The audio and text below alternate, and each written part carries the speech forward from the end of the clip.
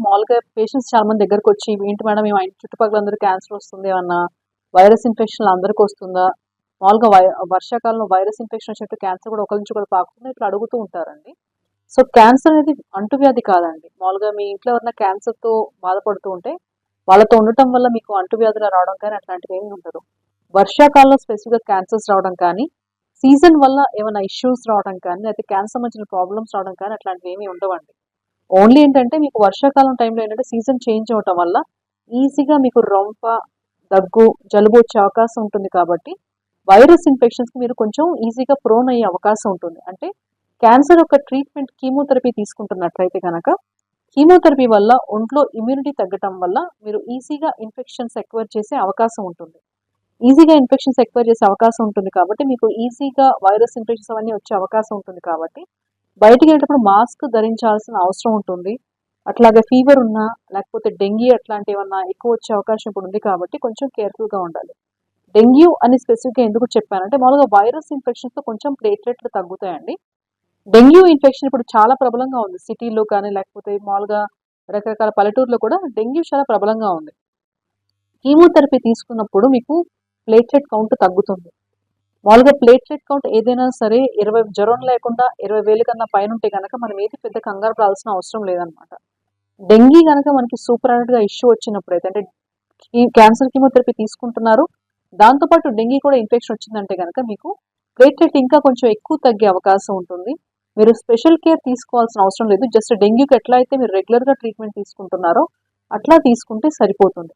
అంతేకాని మీరు స్పెషల్‌గా వర్షాకాలంలో ప్రాబ్లమ్ ఉంది. దీనివల్ల ఏమన్నా చేయొచ్చా? ఇట్లాంటివేమీ లేవండి. సో, అందరూ ఎట్లా ఉంటారో, అందరూ మామూలుగా ఎట్లా ఉంటారో మీకు అట్లానే ఉంటుంది. స్పెషల్‌గా క్యాన్సర్ ఇన్సిడెన్స్ ఇప్పుడు పెరగడం కానీ, లేకపోతే క్యాన్సర్ ట్రీట్మెంట్ తీసుకుంటే మేజర్ ఇష్యూస్ రావడం కానీ ఏమి ఉండదు. నేను చెప్పినట్టు వైరస్ ఇన్ఫెక్షన్స్ వచ్చినప్పుడు కొన్ని ఇష్యూస్ ఉంటాయి. అవి కొంచెం చూసుకుంటే మనకి సరిపోతుంది. సో, క్యాన్సర్ గనుక మీకు డయాగ్నోస్ అయినా క్యాన్సర్ డయాగ్నోస్ ట్రీట్మెంట్ తీసుకుంటున్నా సరే మీరు మొదట చేయాల్సిందంటే హై ప్రోటీన్ డైట్. అంటే మీ బాడీలో దానికి రిక్వైర్మెంట్ ఒక రెండింతలు, మూడింతలు ఉంటుంది కాబట్టి high protein diet. High protein diet అంటే మనకి ఉడకబెట్టిన కోడిగుడ్లు గానీ, లేకపోతే సోయా ప్రోటీన్ గానీ, లేకపోతే చికెన్, మీట్ గానీ ఇట్లాంటివి తీసుకుంటే గనక మనకి ప్రోటీన్ సప్లై చాలా బెటర్‌గా ఉండే అవకాశం ఉంటుంది. ఇవే కాకుండా మనకి డైట్స్‌లో ఎట్లాంటి రిస్ట్రిక్షన్స్ తీసుకోవచ్చు. చాలా మంది ఏంటంటే రిస్ట్రిక్షన్స్ గురించి చాలా పథ్యమైన ఉండాలని అడుగుతా ఉంటారన్నమాట. మరీ ముఖ్యంగా షుగర్ తీసుకోవద్దంటున్నారు, లేకపోతే స్వీట్స్ తీసుకోవద్దంటున్నారు అని అడుగుతూ ఉంటారు. ఇదొక మిత్. షుగర్ తీసుకున్నా, లేకపోతే స్వీట్స్ తీసుకున్నా మనకి క్యాన్సర్ పెరుగుతుంది అనుకోవటం మాత్రం ఒక పెద్ద అపోహ.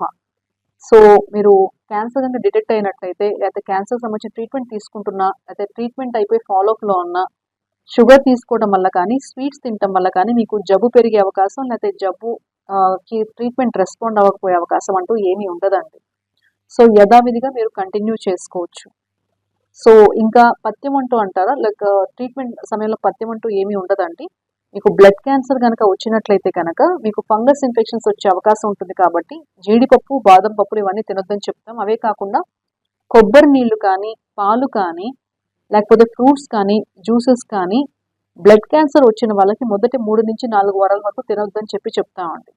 మిగిలినవంటూ పథ్యం ప్రత్యేకంగా చెప్పం కానీ, ఆహారం శుభ్రంగా తీసుకోవాలని చెప్తాం. ఎందుకంటే, మీకు కీమోథెరపీ జరుగుతున్న టైంలో మీ రోగనిరోధక శక్తి, ఇమ్యూనిటీ బాగా తగ్గి ఇన్ఫెక్షన్స్ చాలా ఫాస్ట్‌గా వచ్చే అవకాశం ఎక్కువుంది కాబట్టి, మీరు ఈ ఫుడ్‌ని మీరు తీసుకునే టైంలో బాగా అతి శుభ్రంగా చిన్నపిల్లలకి ఎట్లా అయితే ఎక్కువ ఉడకబెట్టి నీళ్ళిస్తామో, లేకపోతే ఎక్కువ ఉడకబెట్టి ఫుడ్ ఇస్తామో, అట్లా మనం జాగ్రత్తలు తీసుకున్నట్లయితే మనకి అంతా మంచిగా ఉంటుంది. ఇది చాలా రైట్ క్వెషన్ అండి. మామూలుగా సహజంగా ఆడవాళ్ళందరూ కూడా కీమోథెరపీ అంటే మామూలుగా దాని సైడ్ ఎఫెక్ట్స్‌లో మేజర్‌గా భయపడేది, ఆలోచించేది జుట్టు ఊడిపోవడం అండి. సో, జుట్టు పూర్తిగా ఊడిపోతుందా? తర్వాత మళ్ళీ జుట్టొస్తుందా లేదా? ఎట్లా ఉంటుందనేది ఇట్లా రకరకాల డౌట్స్‌తో ఉంటారు. సో, కీమోథెరపీ వల్ల జుట్టు ఎందుకు ఊడిపోతుంది? రీజన్ ఏంటంటే, ఇప్పుడు మన బాడీలో ఉన్న క్యాన్సర్ కణం చాలా ఫాస్ట్‌గా డివైడ్ అవుతుందండి. సో, ఆ ఫాస్ట్‌గా డివైడ్ అయ్యే సెల్స్ అన్నీ కూడా మనకి కీమోథెరపీతో ఎఫెక్ట్ అవుతుంది. కీమోథెరపీ అనేది ఒక కెమికల్. ఆ కెమికల్ బాడీలో ఉన్న ఫాస్ట్‌గా డివైడ్ అయ్యే కణాలన్నిటి మీద కూడా యాక్ట్ చేస్తుందనమాట. దానికి ఉదాహరణ క్యాన్సర్ కణంతో పాటు వేరే మామూలుగా ఉన్న కణాలు కూడా ఎఫెక్ట్ అవుతాయన్నమాట. సో, క్యాన్సర్ కణం ఎట్లయితే ఫాస్ట్‌గా డివైడ్ అయిద్దో మన బాడీలో నిరంతరం శ్రమించే కొన్ని అవయవాలు ఉంటాయండి. ఎగ్జాంపుల్ బోన్ మ్యారో, తర్వాత జుట్టు. బోన్ మ్యారో అంటే రక్తం ఉత్పత్తి చేయడానికి మనకి ఎముకలో ఉన్న గుజ్జుని బోన్ మ్యారో అంటామండి. ఈ బోన్ మ్యారో ప్రతి సెకండ్ ఎన్నో లక్షల కణాలు ఉత్పత్తి చెందుతూ ఉంటాయి. అలాగే మనకి జుట్టు కూడా అట్లాగే ఫాస్ట్‌గా డివైడ్ అవుతూ ఉంటుందన్నమాట. జుట్టు మనకి గ్రో అవుతూనే ఉంటుంది కంటిన్యూయస్‌గా. అట్లా మనకి నోటికి సంబంధించిన ఒక మొత్తం అంతా కూడా పూతలాగా అట్లా వస్తుంది. రీజన్ ఏంటంటే మనకి పైన చర్మం ఎట్లా ఉంటుందో నోట్లో కూడా ఒక లేయర్ లాగా ఉంటుందండి. దాన్ని మ్యూకోజా అంటాం. సో ఇవి ఏవైనా సరే కీమోథెరపీ వల్ల ఎఫెక్ట్ అవ్వచ్చు. రీజన్ ఏంటంటే ఇవి కూడా ఫాస్ట్‌గా డివైడ్ అవుతుంటాయి కాబట్టి. సో ఫాస్ట్‌గా డివైడ్ అయ్యే సెల్‌లో ఒకటి మనకి జుట్టు కాబట్టి జుట్టు ఊడిపోతుంది. జుట్టు ఊడకుండా ఏమైనా చేయొచ్చా అంటే యెస్. సో కీమోథెరపీ మనకి బ్లడ్‌లో సర్క్యులేట్ అవుతున్నప్పుడు ఫాస్ట్‌గా డివైడ్ అయ్యే కణాలంటి మీద యాడ్ చేస్తూ ఉంటుందన్నమాట. ఇందాక నేను చెప్పిన ఎగ్జాంపుల్స్‌లో జుట్టు, రక్తం ఉత్పత్తి చేసే గుజ్జు బోన్ మ్యారో, తర్వాత మ్యూకోసా అంటే నోట్లో గాని, పేగులో గాని ఒక లైనింగ్‌లా ఉండేది. ఇవన్నీ ఎఫెక్ట్ అవుతాయన్నమాట. అందుకని తరచూ జుట్టు ఊడిపోవటం, తర్వాత రక్తం తగ్గటం కీమోథెరపీ సమయంలో, ఇంకోటి లూజ్ మోషన్స్ అవ్వటం, అల్సర్స్ రావటం, వామిటింగ్స్ రావటం ఇవన్నీ కూడా సహజంగా చూస్తాం. ముఖ్యంగా అందరూ భయపడేది జుట్టు ఊడిపోవటం గురించి భయపడుతూ ఉంటారనమాట. సో జుట్టు ఊడకుండా చేయొచ్చా అంటే యెస్. అవుననే సమాధానం చెప్తాం. ఎలా చేయొచ్చు అంటే మనకి కీమోథెరపీ కెమికల్ బ్లడ్‌లో సర్క్యులేట్ అవుతా ఉన్నప్పుడు జుట్టు ఎక్కడైతే ఉంటుందో దాన్ని స్కాల్ప్ అంటాం. ఆ పై భాగాన్ని మామూలుగా ఈ పై జుట్టు ఉండే భాగానంతా స్కాల్ప్ అంటాం అనమాట. స్కాల్ప్‌కి రీచ్ అవ్వకుండా చేయాలన్నమాట. ఎట్లా చేస్తామంటే ఫర్ సపోజ్ మన తడిగా ఉన్న నీళ్ళలో చేయి పెడితే గనుక మన చెయ్యంతా కూడా యెల్లోగా లేకపోతే వైట్‌గా అట్లా అయిపోతుందండి. రీజన్ ఏంటంటే సడెన్‌గా దానికి రక్తం ప్రసరణ చేసే దాని బ్లడ్ వెసల్స్ అన్ని కూడా సడెన్‌గా సన్నగా అయిపోతాయన్నమాట. అందుకనే తెల్లగా అయిపోతుంది.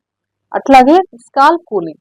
ఎక్కడైతే జుట్టు ఉంటుందో ఈ భాగంలో ఒక క్యాప్‌లా పెట్టేసి దానికి టెంపరేచర్‌ని తగ్గించడానికి కొంచెం ఇన్‌స్ట్రుమెంట్‌లా పెడతామన్నమాట.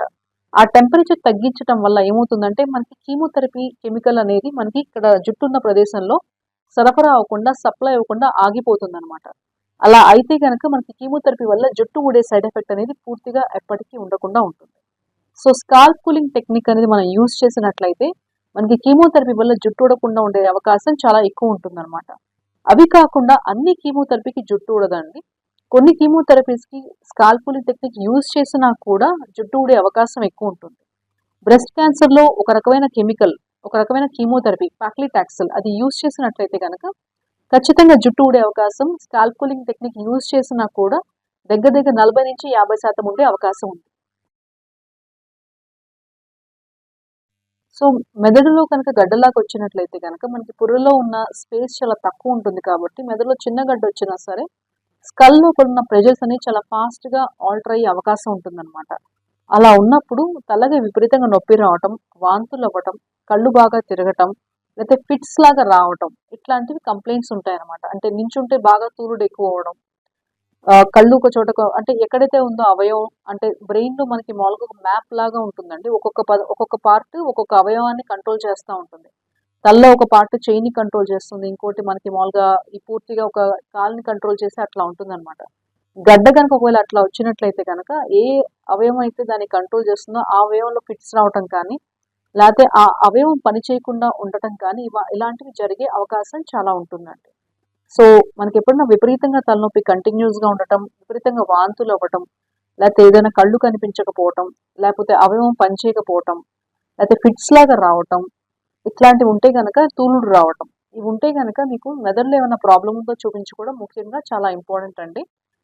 మామూలుగా ఫిట్స్ అట్లాంటివి మామూలుగా బీపీ ఫ్లక్చుయేషన్స్‌లో కూడా రావచ్చు. కానీ 20% మందికి ఈ కంప్లెయింట్స్ వల్ల మనకి ఎవాల్యుయేట్ అంటే స్క్రీనింగ్ గాని, స్కాన్‌లు గాని చేసినట్లయితే తలలో ఏదో ఒకటి గడ్డ బయటపడే అవకాశం కూడా ఉంటుంది. సో, ఈ కంప్లెయింట్స్ గనుక ఉంటే నెగ్లెక్ట్ చేయకుండా దగ్గర డాక్టర్ గారిని మీరు కన్సల్ట్ అయ్యి ఒపీనియన్ తీసుకోవాల్సిన అవసరం చాలా ఉంది. సో, మసాలా తినటం వల్ల మనకి జస్ట్ ఎసిడిటీ ఇంక్రీజ్ అవుతుందండి. ఎసిడిటీ కంటిన్యూయస్‌గా ఇంక్రీజ్ అయినప్పుడు ఏమవుతుందంటే మనం దాంతో పాటు కాఫీ కూడా తాగినట్లయితే మనకి స్ఫింక్టర్స్ అంటే పేగుకి మధ్య కొన్ని పార్ట్స్‌గా ఉన్నప్పుడు ఆ పేగు కొంచెం రిలాక్స్ అవ్వడం అనేది సరిగ్గా ఉండదండి. ఆ రిలాక్స్ అవ్వడం సరిగ్గా లేని పక్షంలో మనకి కొంచెం మొత్తం ఒక చోట ఉన్న యాసిడ్ ఇంకో చోటకి వెళ్ళి ఆ పేగుని కంటిన్యూస్‌గా తొలిచేసి ఒక క్యాన్సర్‌గా మారే అవకాశం ఉంటుందండి.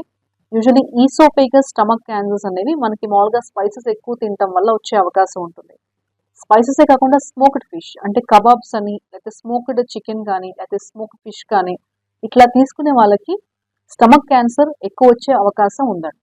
సో మామూలుగా మనకి చప్పగా తినటం కష్టం కాబట్టి మామూలుగా జస్ట్ ఉప్పులో పెద్ద రిస్ట్రిక్షన్ ఏమీ లేదండి. కొంచెం మామూలుగా స్పైసెస్ మైల్డ్‌గా తీసుకోవచ్చు. పూర్తిగా చప్పగా ఫుడ్ తీసుకోమని చెప్పి చెప్పట్లేదు. అలా అని చాలా ఎక్కువ మసాలా తీసుకున్నట్టయితే గనక especially smoked food, smoked fish, smoked chicken తీసుకున్నట్టయితే గనక ఆ చాడ్ ఇదంతా కూడా మనకి మెటీరియల్ మనకి కార్సినోజన్ అంటాం. అంటే కార్సినోజన్ అంటే మనకి క్యాన్సర్ కలిగించే దాన్ని ఫుడ్‌ని కార్సినోజన్ అంటాం అనమాట. అంటే కుళ్ళిపోయిన శనగిత్తనాలు తినటం కూడా మేము అవాయిడ్ చేయమని చెప్పి చెప్తాం. ఎందుకంటే అది లివర్ మీద ఎఫెక్ట్ అవ్వచ్చు. ఆ లివర్ మీద ఒక్కోసారి ఎఫెక్ట్ అనేది ఫెయిల్యూరే కాకుండా క్యాన్సర్ కూడా దారితీసే అవకాశం ఉంటుందన్నమాట. సో కుళ్ళిపోయిన శనగిత్తనాలు కానీ, కుళ్ళిపోయిన పదార్థాలు కానీ, లేకపోతే స్మోకింగ్ ఫిష్ అంటే మామూలుగా ఈ ఉప్పు చేపలే లాంటివి కాకుండా మీరు మామూలుగా కాల్చుకొని తింటాం, కబాబ్స్‌లా తింటాం ఇట్లాంటివన్నీ అవాయిడ్ చేయమని చెప్పి స్ట్రాంగ్‌గా సజెస్ట్ చేస్తాం. అంతేగాని మసాలా పూర్తిగా అవాయిడ్ చేయమని చెప్పి చెప్పట్లేదు.